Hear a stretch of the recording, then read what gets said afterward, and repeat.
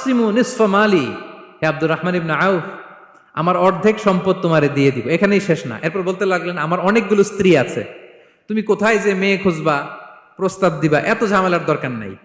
আমার কোন স্ত্রীকে তোমার ভালো লাগে বলো, তার যদি তোমাকে ভালো লাগে তাহলে প্রয়োজনে তাকে আমি ডিভোর্স দিয়ে দিব, তাকে নিয়ে তুমি সুখের সংসার করবা।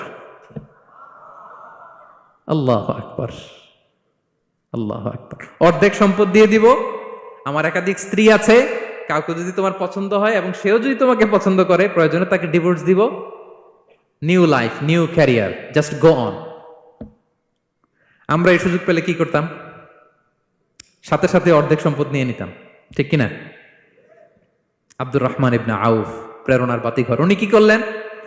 উনি বললেন, লা হাজাতা লি ফি যালিক, আমার ভাই তুমি যে বলছো, এ সাদ ইবনে রবি, তুমি যে এত চমৎকার প্রপোজাল দিয়েছো, এতেই আমি খুশি।